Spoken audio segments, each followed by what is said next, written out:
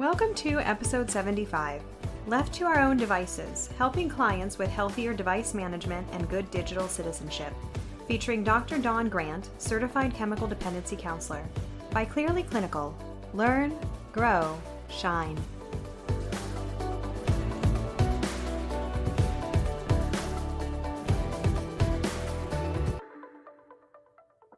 Hello to our listeners. Today we are joined by Dr. Dawn Grant, and we're going to be talking about how to work with clients around their social media consumption. Dr. Grant is a media psychologist. He's also a researcher and addiction specialist. He is also the chairman of the American Psychological Association's Device Management and Intelligence Committee. Hi, Dawn. Thank you for joining us today. Hi, Beth. Thank you so much for having me. There's so much that we could say about social media, but why don't we start by you sharing a little bit about your background and how you came to have this focus on technology and social media? Sure. And I just love that you said there's so much to talk about because, isn't it just about posting? Because if we don't post it, it never happened, right? I mean, that's the idea now. Yeah.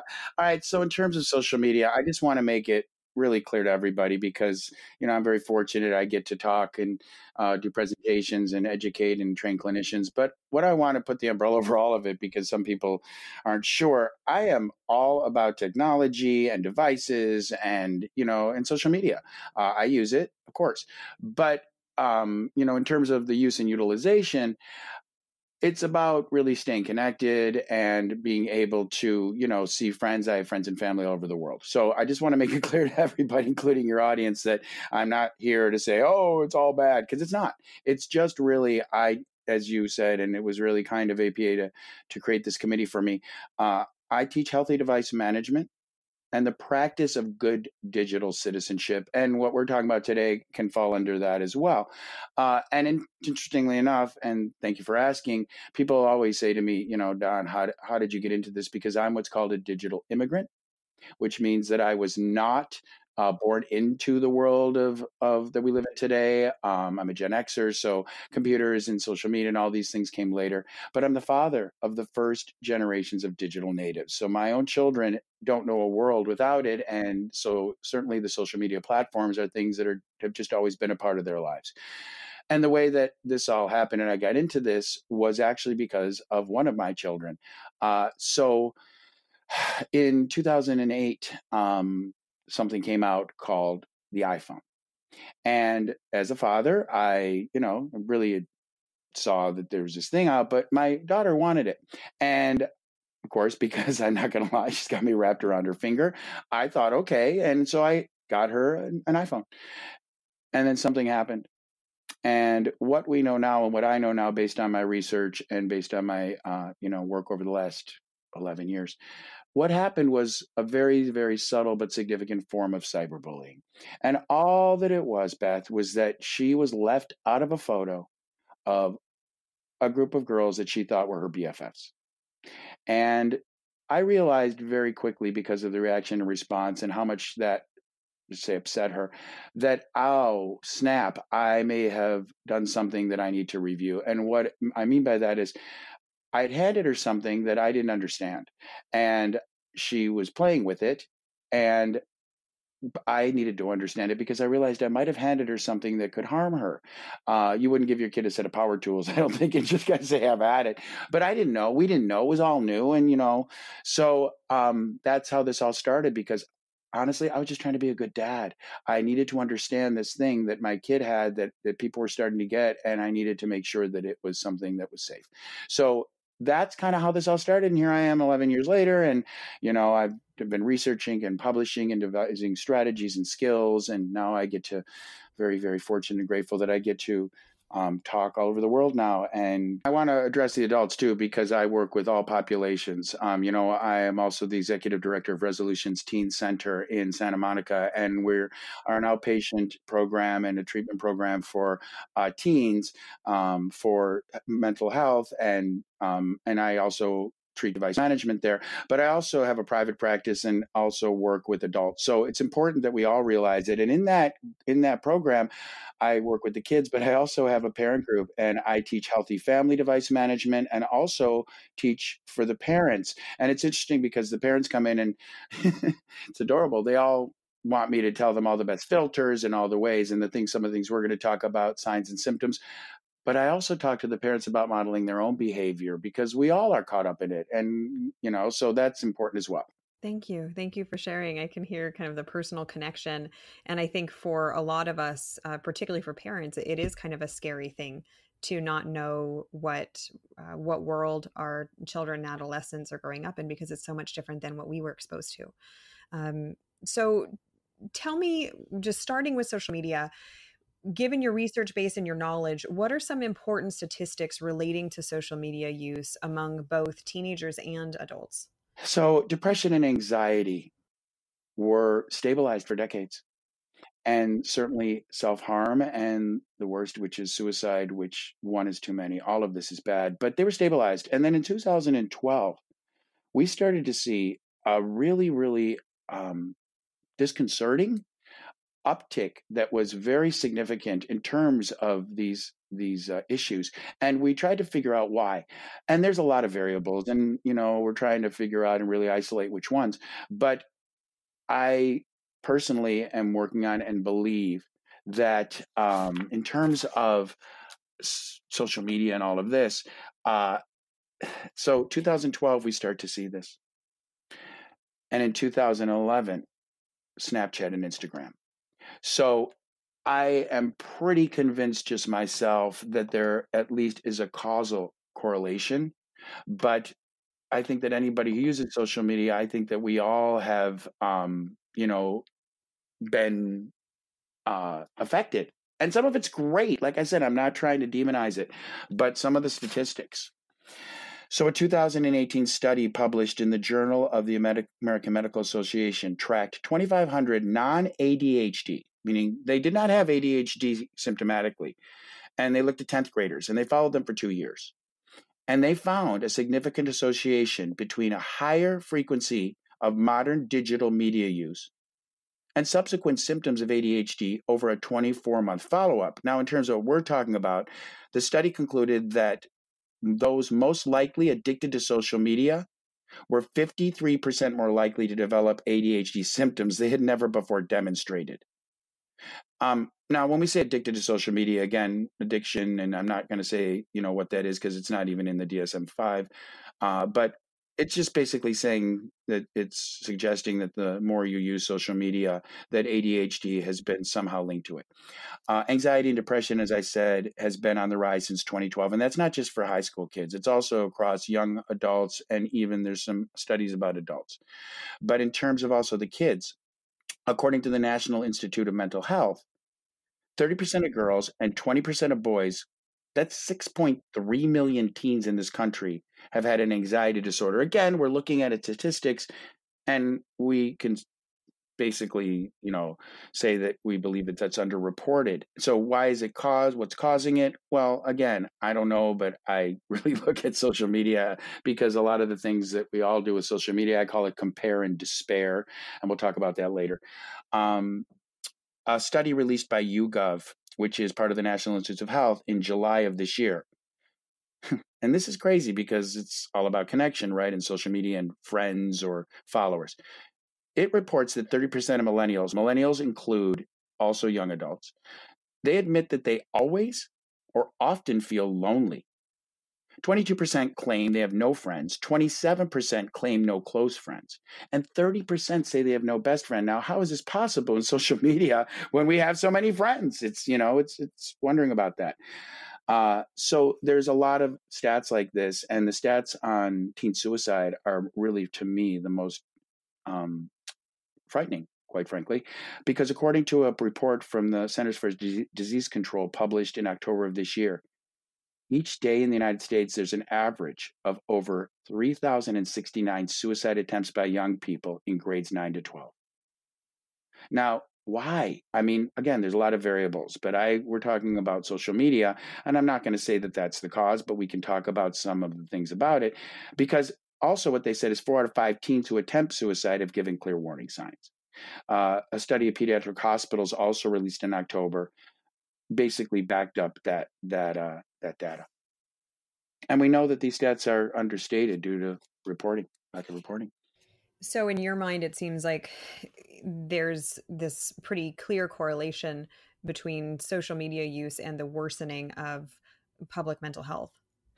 Well, I again, because I am a researcher and because I really want to make sure that the data and what I say is legitimate, we're looking at it. It's so nascent. I mean, social media is relatively, new to us in terms of just life. But we're looking at it. We're researching it. I'm working on some research right now because one of the things that's really significant to me in terms of investigation, and I talk to clinicians and I talk to parents about this, is this issue of cyberbullying.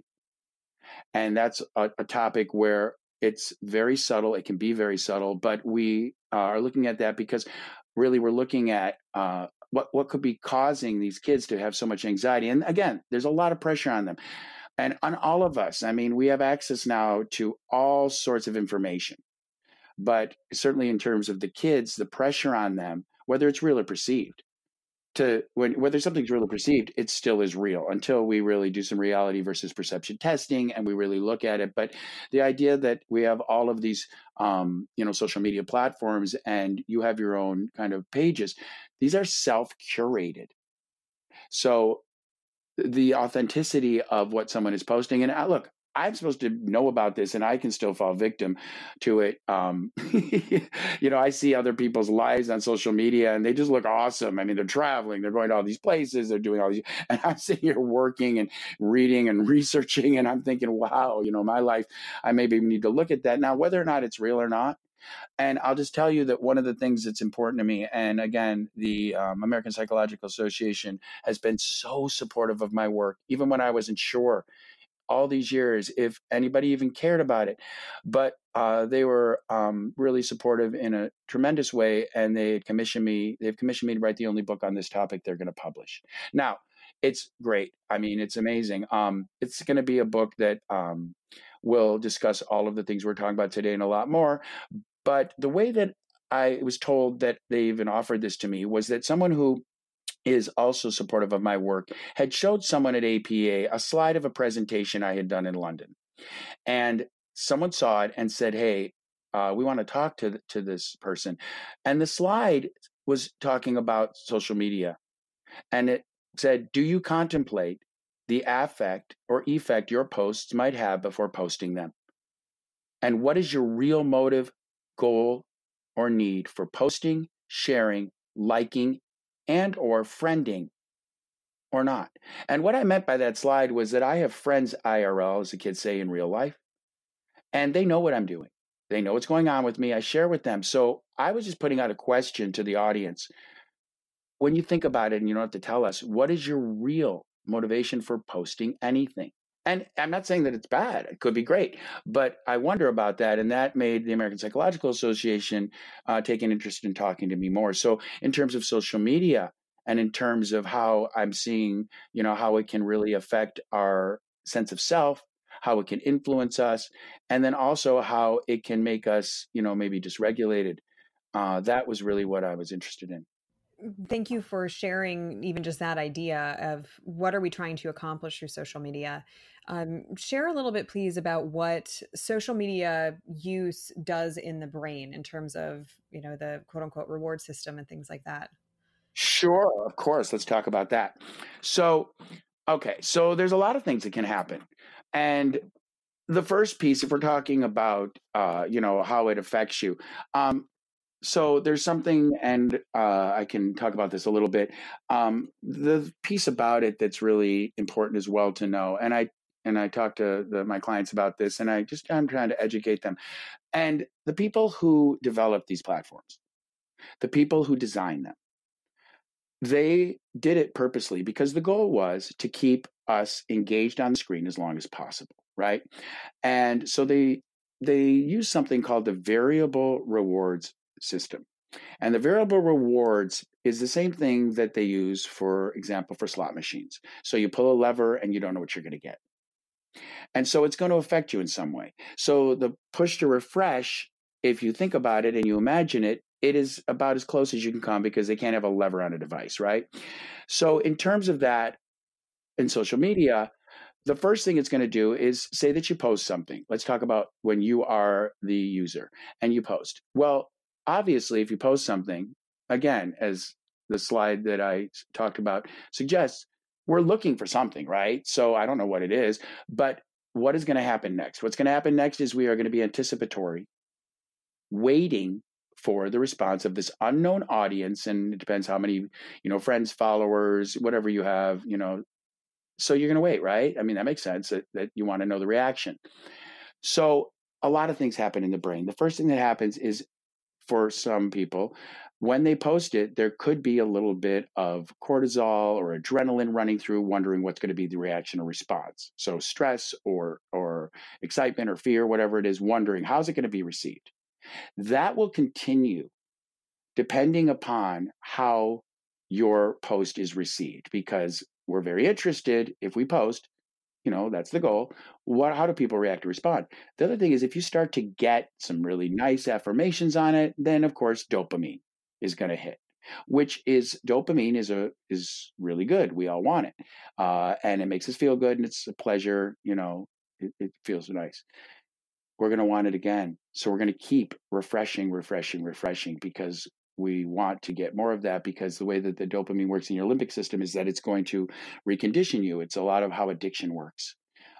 So that's something that can happen. But then the other thing that happens in terms of when you post or when you are the user, my question is that I pose to people I work with, okay, so at what point is it enough?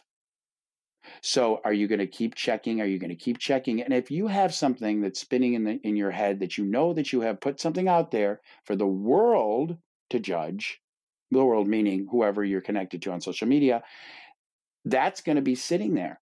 And you're going to, it's going to have some place in your mind, unless you're the type of person who just posts stuff and just moves on, which again, why are you posting?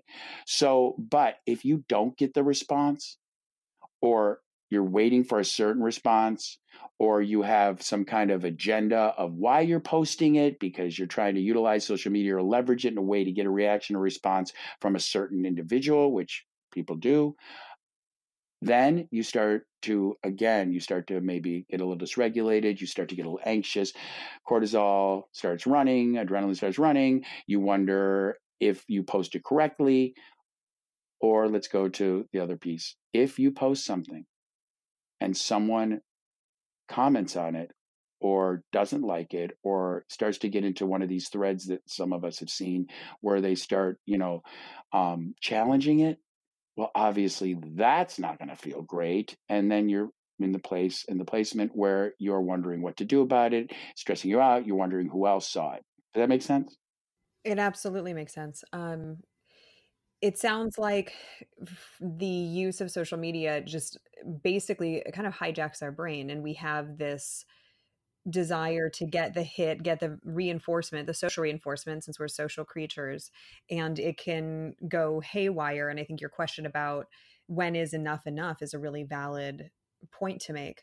Well, there's also another thing, and this has been, evidenced in several studies, that there is a reverse correlation between the amount of engagement, and in other words, for people who want to understand what I mean, the more you post on social media, let's just say, there's a correlation that's reverse between your self-esteem and ego strength and that amount. What it means is that the suggestion of these research studies is that the more you post on social media is an indicator of a lower sense of ego strength and self-esteem.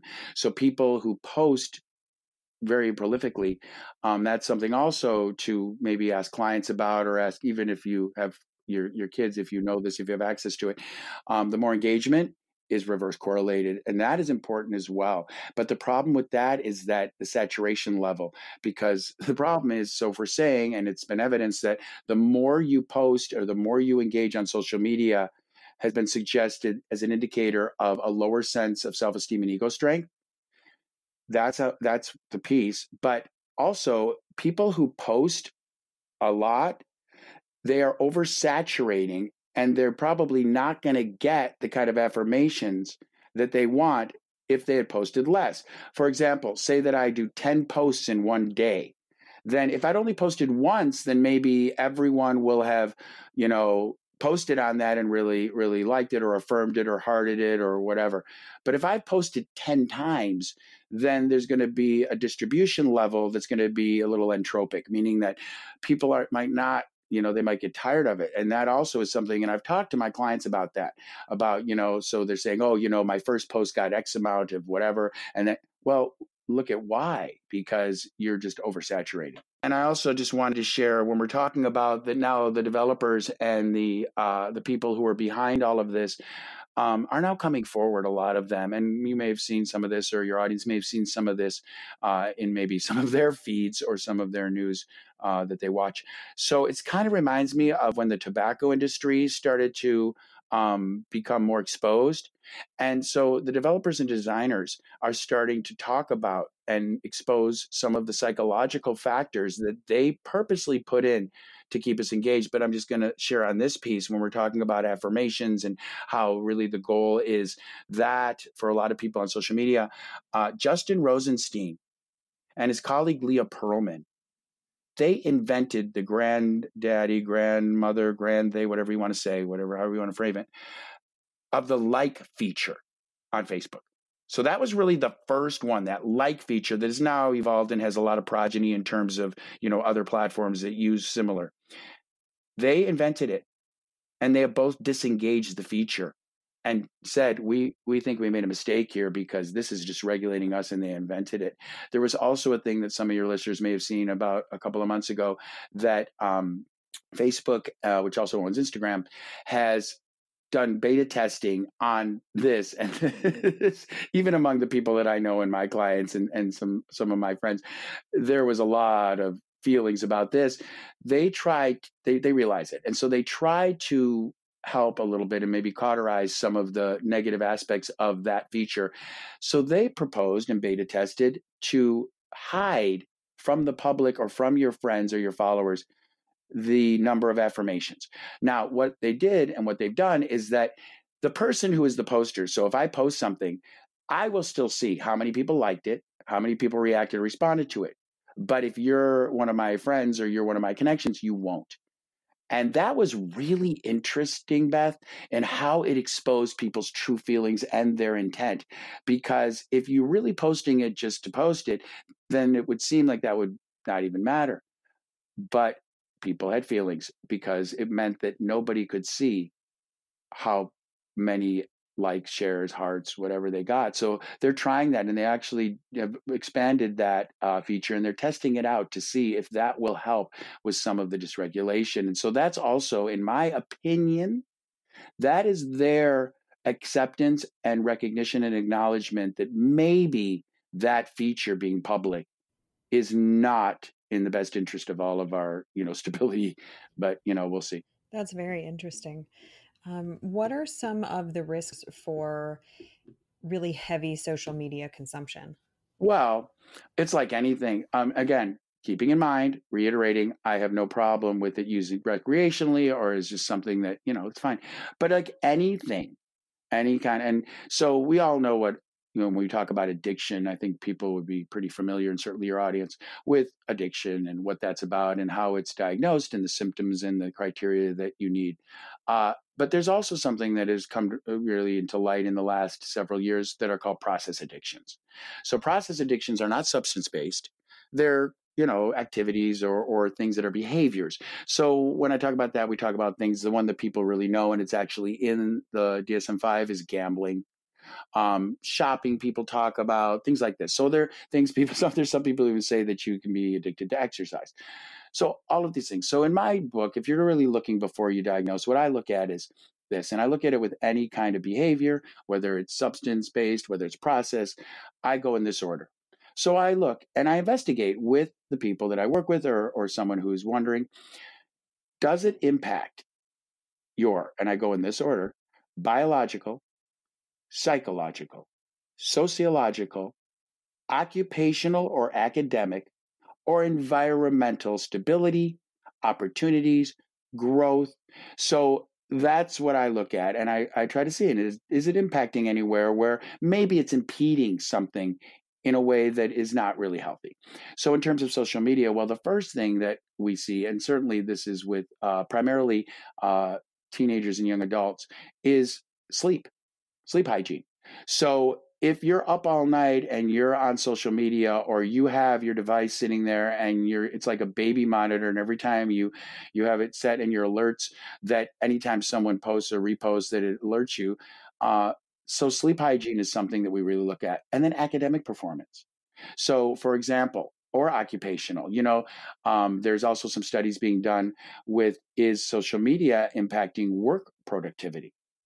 In people who are in the workforce. But for younger adults who are in university or college, or some kind of trade school, or teens, certainly, if you're concentrating on your social media when you're either supposed to be in class or you're supposed to be doing your homework. One of the things, and all these studies are coming forward as well, in terms of multitasking. So, we used to believe that multitasking was something that could be done as long as you weren't trying to, mow the front lawn and then also try to, do your homework. Obviously, that couldn't happen. Those are in two geographic different locations. But in terms of young adults, kids, or even adults who, while they're supposed to be concentrating on work, an assignment, or homework, if they are really also having an engagement in any way, or just even leaving the social media open, then of course that could negatively impact it, because your attention is not going to be focused.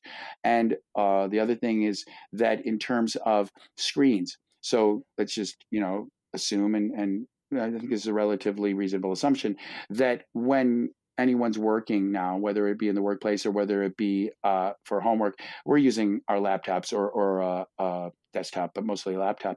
So we talk about in terms of what's your primary screen. And I throw this out a lot when I talk, and it also happens if you're watching something on, a television screen, and you also have your device somewhere near you. But in terms of what you're asking, what can it impact, or what are some of the things that could be negatively affected? If you have your laptop open and you have your other device, your portable device, like your phone, sitting next to you. Now, you're supposed to be doing a work assignment, or you're supposed to be doing your homework, but you have your device sitting next to it. Now, what do you think is the primary screen? The phone. If you're watching something on a television, and you have your device next to you, the primary is the device. If you're doing your homework, or you're at work, or you're trying to do work, and your laptop is open and your device sitting next to you, the primary is the device, because it will steal your focus. It will take your focus, your conscious. It's there. So that's another piece. The other thing that I really care about is our connection with others. So we're spending so much of our time in something that we call absent presence. Absent presence means that you are there, but you're really not. You're more focused on the screen or the social media. And we see this all the time. I mean, I see people walking down the street, walking down staircases, crossing streets, or certainly when in workplaces and in academic environments. And as soon as they're able, or the focus, they're walking in there on their screens. But I also look at families. You see this, and we've all seen the imagery when an entire family is sitting around a table, even in a restaurant, and they're all looking down at their screens. And, the kids are probably on social media, and checking that to make sure that they're not missing out, and not having FOMO about missing out on whatever is happening in that moment. But the parents are also doing it. So I also look at relationships with families, and how the social media and certainly screens are dividing us. And also looking in terms of relationships with others. So that's comes to the sociological aspect of it, where you're with your friends and you're all sitting around and you're not engaging. And so how is that creating bonds and connection?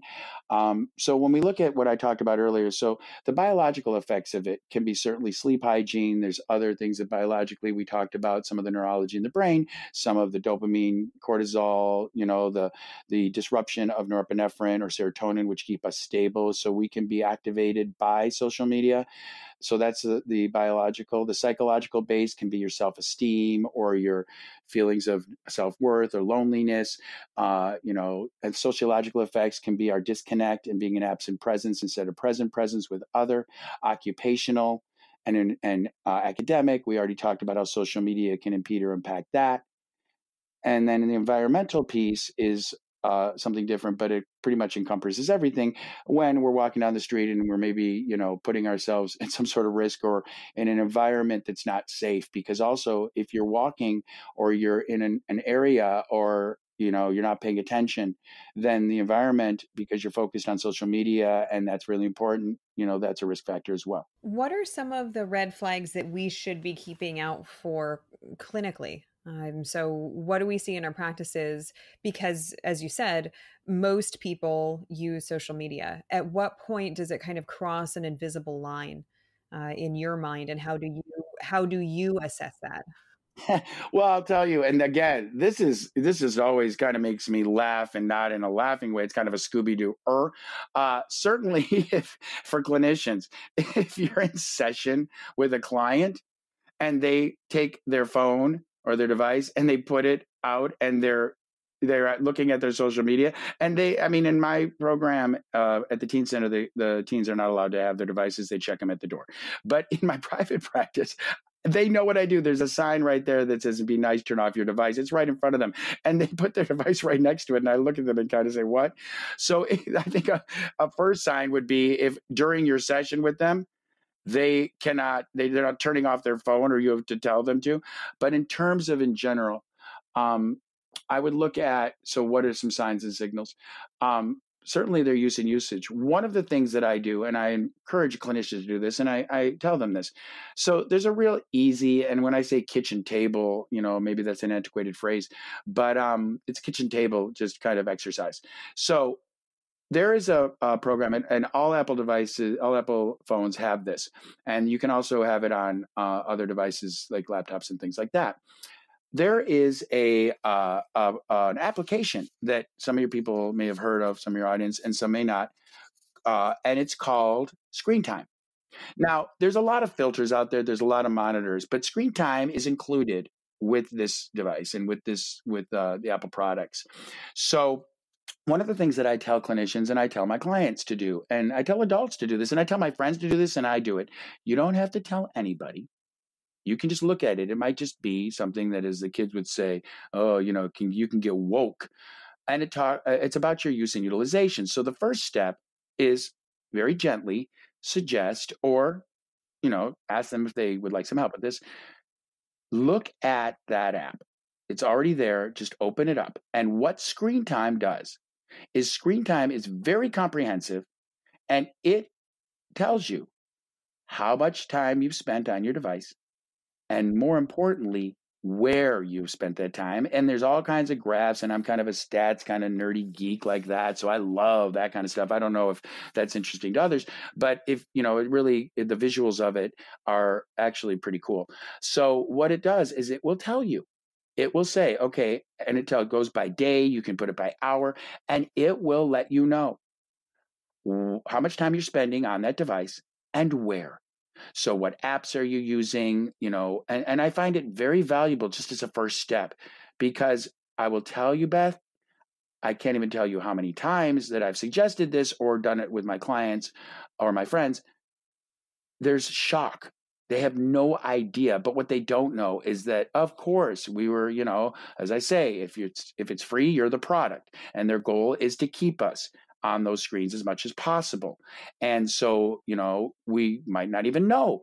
And it's the most amazing thing. I mean, these little devices, they're unbelievable. I mean, there's everything in there. It's the most incredible, tool ever. And I kind of joke. I say that, I think, and this is just my personal opinion, that the internet is the most incredible invention that man has ever created. Sorry, Wheel, you had a really good role, but I think that you have now moved to the silver platform, because I really do believe, and it's so good, and there's so many things, and it doesn't matter because it's here to stay, and it's only going to get more comprehensive, and our lifestyles and everything we use are going to be digitally driven or connected or controlled.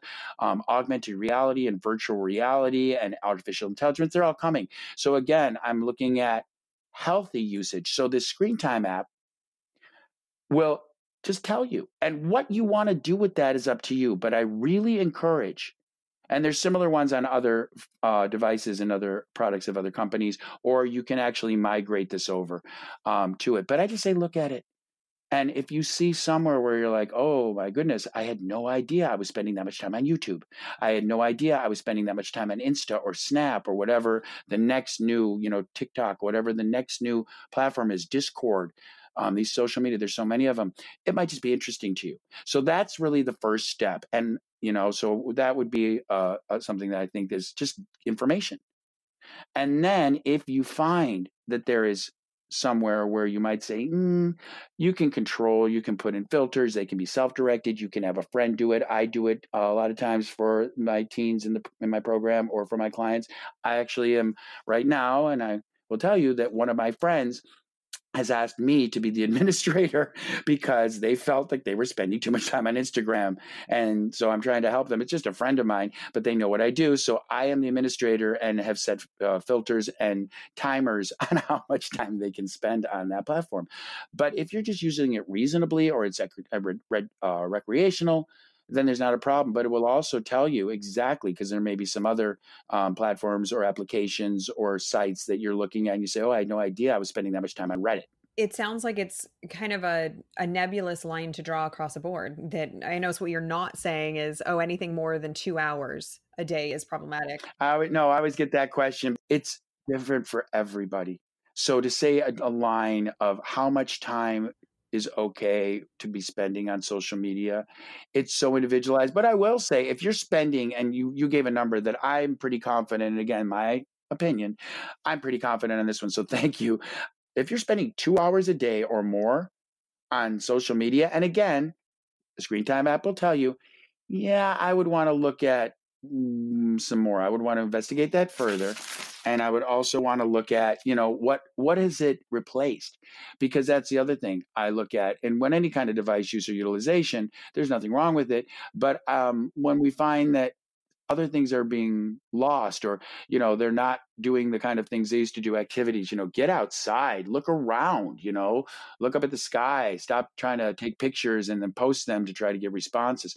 But I look at their other activities. A lot of times what I'll do is I'll have a client, we do a day, and we'll take a little, like, calendar kind of thing, and we just go through the day and we look at, what are they doing, where are they spending their time, and let's look at the blocks of time. And we can say, okay, well, I'm at evening after your school, I'm going on social media. But the problem with social media is that people who use it, it's just like we end up drawing a whole line because it's throughout the whole day. They're just always focused on it. And so the piece of how long you should spend on social media, well, I mean, you said 2 hours. That would, to me, I would want to know why. I would want to see, because everything we do, we get something out of. And that's just whether it's autonomic things of waking up and going to school or going to work, brushing our teeth, eating, engaging with friends. Every single thing we do, even if we don't realize it, we do it because we get something out of it, even on maybe just a cellular level, or maybe on another level, we're looking for something, that we need for our emotional status. Why social media? So I also talk with my clients, and we were really trying to get honest about this. What are you getting out of it? What do you need it for? What are the gains? What are the risks? The other thing that when you asked about risks, of course, is that you might not know who the people are. A lot of these people, especially people who use some of the platforms that have followers. So you want to be careful about who you allow in to your circle and what kind of information you're disclosing. Doctors used to cut out their own addresses in magazines in their waiting rooms for patients whose maybe babies they delivered. So when we used to go to waiting rooms and there were magazines, the address would be cut out. And now we are putting everything out there on social media, and that can be dangerous as well. And I talk about the risks of that. What we decided to do, and what I did with my committee, is we wrote the APA Division 3612 recommended guidelines for social engagement for professionals, including clinicians and educators, because sometimes as clinicians and educators and people, even professionals, we're not really mindful of what we're posting. And I can't even tell you how many times I've been called to try to help someone repair. Maybe they had a social media faux pas. There's a lot of stories about the people who shared with me, and that I've tried to help them about putting things out there and self-disclosing on social media that maybe has not had a great outcome. And so when you're talking about risks, and it's also for younger people and adults and just all of us in general, when we think about the amount of disclosure that sometimes we provide through social media. And there's some ways that some people who might not have the best agendas, it's called catfishing, or leverage that information in a way that we're all pretty unfortunately familiar with now, and it can manifest in a variety of ways. I think you bring up an important point about just ourselves as professionals, how we are interacting on social media. And so it's not like this phenomenon that's just affecting that client or that particular demographic. It's something that most of us are involved in anyway and have a professional relationship with, and need to consider the impact. In terms of, so you named some of the risk factors, and it sounds like in a lot of ways it's like any other problematic behavior, if you will, of how much it's interfering in the person's functioning. So, like you didn't give a direct answer, only when I pushed you about how long is, how much is too much. But the idea that we need to be looking at the biological, psychological, sociological, and academic or occupational impact of their social media use. Sure. When you as a clinician think that somebody has a relationship with social media that is detrimental to them, how do you bring that up, and how do you recommend clinicians kind of start that conversation? Because I know I've worked with clients that any suggestion of like them putting their phone down is like, Yeah. that can't happen. You can see like the terror. Beth, you just answered the question. I would say that the resistance to, being present with you might be an indicator that they might at least want to talk about it. And I have to be fair here, because most people, I'm not altogether unknown, and anyone who seeks me out kind of knows what I do. But I told you, they'll still do it in sessions with me. They'll just put their device out. But here's what I'll suggest to you. And again, it's on a case by case basis, but I talk about it, and I'll frame it back into my work, because I'm also a doctoral addictions counselor, and that's really where I started. So I've worked with addiction for almost 20 years. And I'm also in recovery myself, which I have no problem disclosing, but it doesn't matter that even if I didn't, because again, I'm easily discoverable, as we all are.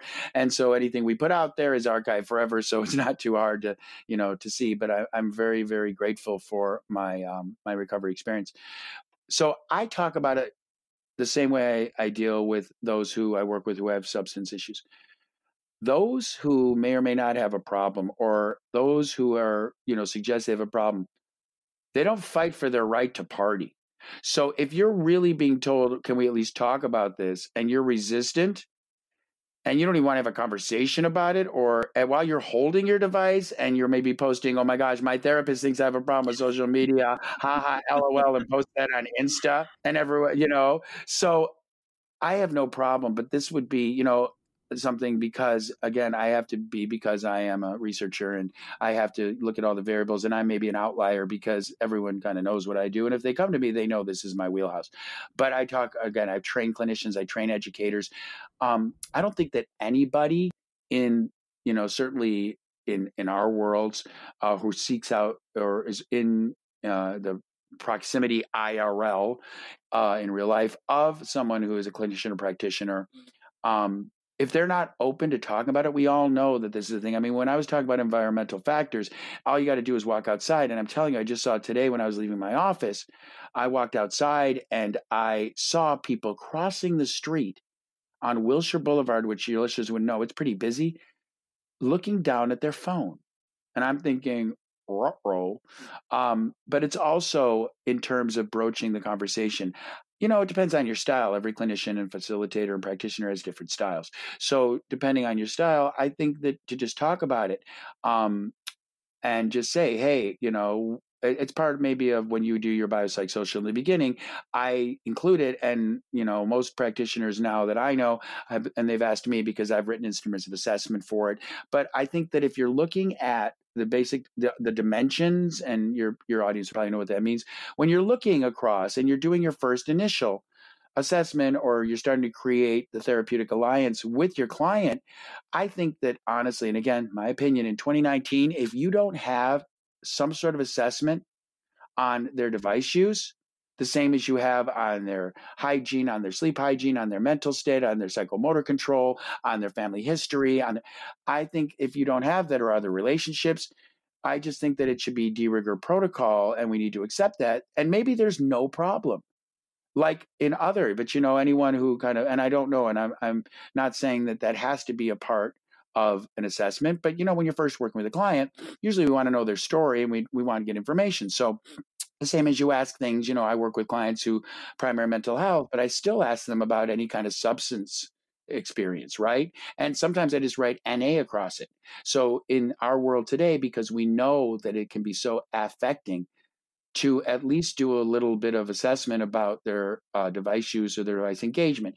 Because the other thing, and I talked about it briefly, and it's really a whole other topic, and it's my research right now, is that if a client, and I was so grateful. I was asked, and I did a presentation for clinicians at UCLA in October, and I talk about this when I have the audience that is clinicians, and often if it's parents and it feels right, I have to tell them. I say, look, if you have gone through everything and you cannot identify a variable that is suddenly, you can correlate to this significant change you've seen in your kid or your partner or someone you're concerned about, I say to them, look, you can't find it. You've ruled out everything. Please gently or ask for help or somehow don't underestimate that there might be some sort of, dysregulation due to either their social media or cyberbullying. And you have to be very careful with it. But it is so rampant and can be so subtle. And again, it's how I got into all of this. And I've talked to so many clinicians when I say that and they say, oh my goodness. So they'll call me later and they say, Don, we couldn't find out. There was such a significant change in my daughter. We couldn't. She became so isolatory, and something was wrong, and we didn't know what it was, and everything. And I say, okay, well, and one of the things for that, and this is when you were asking for identification of symptoms. If there's a significant change, but also if you see a change in friend groups, and we talk about that also in lots of forms of addiction, or if they don't engage with their friend groups anymore, and something has changed. So, that's really a good indicator of maybe something else is going on, and that could be a piece. And it's just awful. And I feel for the kids because, they're sitting there at night or wherever they are in their room, and they're canvassing their social media, and they're looking, and then something happens and they get torpedoed digitally out of the blue. There's something called the online disinhibition effect. And I talked about it a lot in my first research study, because my first research study was an investigation of face-to-face versus online communities. And, I learned that, face-to-face is obviously preferred, but online communities, if they're blended and if they can be very helpful as well in a lot of ways. But in terms of what I was saying, the online disinhibition effect, what it means. And whenever I talk about this, most people say, "Oh yeah, I've either seen it." I asked, and I do this a lot. I asked last week in my healthy device management group at my teen center. I said, "You don't have to tell me, but please, if you feel comfortable, if you have participated, been the victim of, or observed any form of cyberbullying, please raise your hand." Every kid in the room did, and I've done this several times, and I've done it with adults. Everybody raises their hand if they're honest. So the online disinhibition effect means that we will say and do things online behind the cloak and the protection of veiled digitally mediated communication that we would never say or do in real life. And so in terms of that, and I just had this yesterday. I was doing an assessment for a teen who's, may join our program, and the parents brought her, and the parents have told me there was a profound change. They don't know what it is. Their daughter's a different person, and they don't know what it is. And they've checked everything, and they've gone to doctor and nothing. And she was very shut down. Well, it was kind of amazing and phenomenal. And I just get goosebumps when I think about it, because when I do assessments, we ask the parents to leave the room and we try to talk to the kid. And the kid knew what I did, and I talked about it gently. And the kid actually admitted to me that all of this was caused, and she called them the Regina Georges, which is a reference to a character in Mean Girls. She had had a situation where she had been cyberbullied, and everyone sided with this group of girls, and she was ousted from her clique and her squad. And the parents were looking for all kinds of other things, and they thought she was on drugs. She was not. She was in an academic environment where suddenly she was an outcast. Now, the perception also in cyberbullying, even though it's real or perceived, everything that, is perception is everything, right? So, and I hear this a lot with that. When we were bullied in the past, and I had my own experiences in middle school, don't ever want to go back there. But the perception was that nobody knew but the people involved. The perception of teens and even adults and I mean professionals and parents who've called me or asked me about this, the perception is that everyone saw it, which can you imagine what that does to your head? Well, I want to point out one of the things you said that I think was really powerful, which was the use of the word affect, not effect, but affect, and how social media has such a profound effect on affect and what you're talking about in just mental wellness and feeling good about ourselves with these different things going on, like cyberbullying or kind of searching for a certain number of likes where then we feel like, okay, I can put my phone down and actually like re-engage with my family. I've gotten this proverbial pat on my back and I feel okay now. It's such a profound thing. With the time we have left today, now that we've talked kind of about what to look for, what we should know in terms of the research and how the impact of social media can play out with mental health conditions. What are some of the treatment options that providers should be reaching for when they have a client that has a really detrimental relationship with social media? Sure. Well, the first thing, and I tell this to parents and clinicians also, is model behavior. Right. So modeling behavior, because I'm working on a research study right now that I'm investigating. Are we going to be seeing a new form of I don't know. I hope it's not true, but insecure attachment that's device driven, meaning that the parent or the caregiver is there, but they're on their screen. For clinicians, certainly, and I know you would find this impossible. Also for educators, because I hear these stories. Certainly, you need to model behavior. So don't. I tell people when you're with someone, be in present presence. Turn off your device and store it away, because if that is on the table, then it's part of the conversation. And what the message is to the other person is that I'm interested and I'm here with you, but if a better bid comes along, I'm going to take it. In real life, it manifests. And if anyone's ever experienced when they're talking to someone at a party or an event and you see the person looking over their shoulder, and that doesn't make you feel great. But in terms of treatment, if it is profound, then one of the things that you can do, and there's a few different things. The first thing is, are they willing to go through? Because now every kid wants to be, an influencer and a SoundCloud rapper. But okay, I get it. But I go through their people. We go through their social media. Who are these people safe? Certainly, you can put limits on it. Or what if you just? I know it's crazy. What if you just took a little detox off of it? And I talk about this with all kinds of digital things. In the digital world, the good news. This is a promise. I don't make a lot of promises, but I promise this, and I say this all the time. You're going to miss out. You're going to have FOMO about it. You're going to have fear of missing out on it. The good news is, no matter what it is, I don't care if it's digital streaming or Snap or any of the. Everything will still be there. It is the most incredible digital form game of jump rope. You can go off and you can give yourself a break and just see what happens.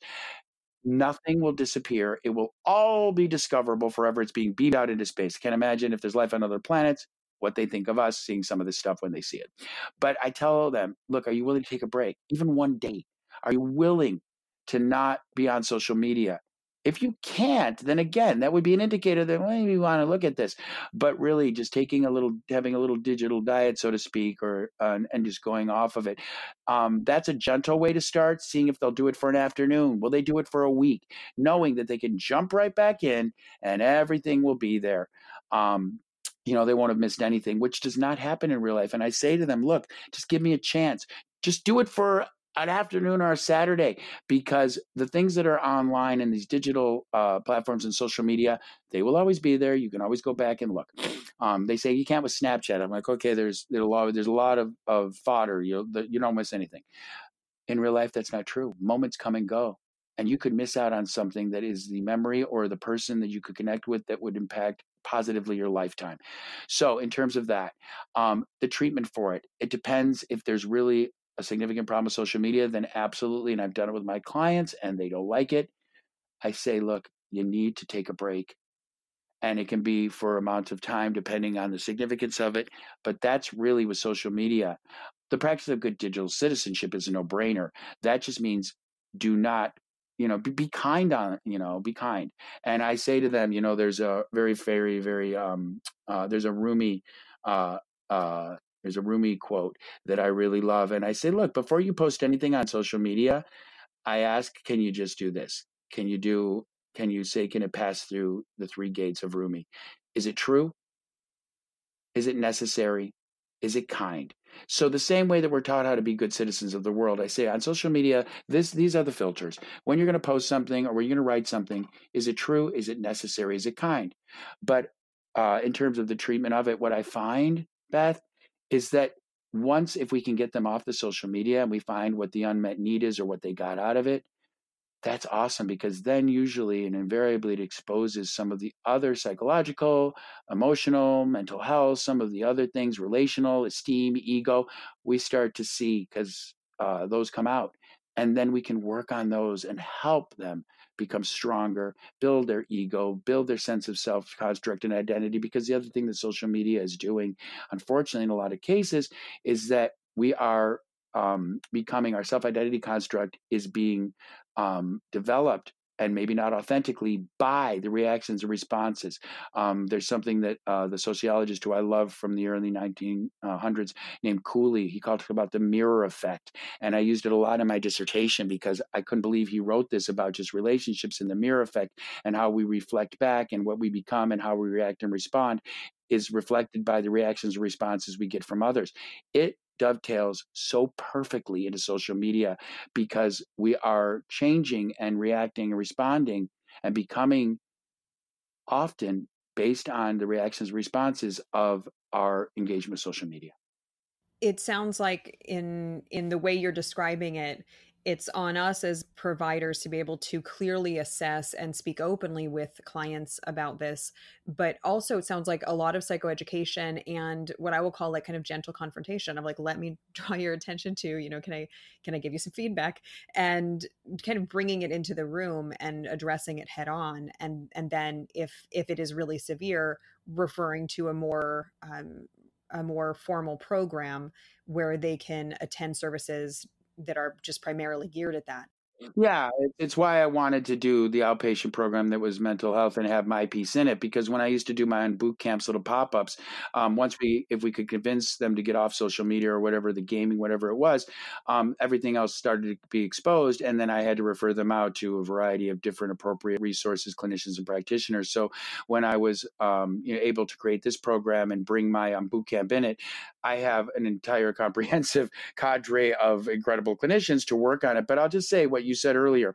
The first indicator, if someone is resistant to even taking a break from social media, again, the gentle confrontation, as you said, well, let's talk about why. There's no judgment, just why. And that can probably lead to a conversation of that could be helpful because if they really aren't willing to do it, then it's obviously more important. But it's also like when we deal with substances, you take away the substance, it's called dual diagnosis. So you take away the substance and then suddenly what they were using it for and what it did for them, self-medication, coping mechanism, and it's the same thing with social media and a lot of the platforms that, are supported by devices, but really what is coming out. But if they really don't want to even talk about it or they're just so resistant, then you talk about, okay, well, that's cool. But so what do you get out of it? How do you enjoy it? Let them inform you of how they engage and what they do and what they feel about it. And what I've found very often is as they start talking about it, there's a moment when they realize, oh, yeah. And then I talked about, have you observed anything or have you ever had a awkward moment or an awkward post or have you ever had like, the digital walk of shame where you posted something that you thought was a good idea at 1 a.m. and then the next day you went, oh. So, getting them to talk about it. And what I find is if they talk about it gently and I don't challenge, then they walk themselves into it and they go, oh yeah, there was that one time or, yeah, that did make me feel, And then I say to them, how many posts you got working right now that you're waiting and you can't wait to get out of this office because you can't wait to walk out of here, wait till I'm not looking, turn on your device and check how, whether your action response. I always get a laugh. Thank you, Don, for coming and sharing your expertise with us. How can people learn more about your work and get in touch with you if they'd like to? Well, I've learned this, and I guess I'm part of it. So I'm easily discoverable, as most of us are. Someone's not discoverable on any kind of internet Google search. I either say bravo or hmm. So I'm easily discoverable, or you can find me at Resolutions Teen Center. The website address is www.resolutionsteen.com.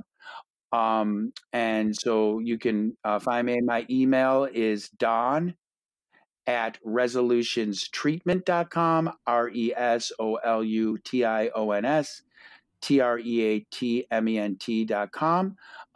So, if you want some help or you want to talk, I'm always available. And I'm also always open to coming and speaking to schools. I do it pro bono or organizations. I really would like to support. And so that's how you can find me. Thank you. I appreciate that. And for our listeners that want to learn more about some of the things you've discussed today, in addition to the APA Technology Committee, are there other websites or resources that you really recommend as being a good source? Sure, of course. And I really want to be legitimate. So the National Institutes of Health, the Center for Disease Control, YouGov, these are all research-based and legitimate organizations. So I would stick to those. Wonderful. Thank you so much, Don. We really appreciate you being here and sharing on a topic that I think is pretty intimate for all of us on one level or another. Thank you again. Take care. You've just finished listening to another exclusive Continuing Ed podcast by Clearly Clinical. If you like what you just heard and you need Continuing Ed credits, please visit us at clearlyclinical.com to check out our one-year membership, where you'll have access to our growing library of Continuing Ed podcast courses. Clearly Clinical, where our goal is to help you learn, grow, and shine.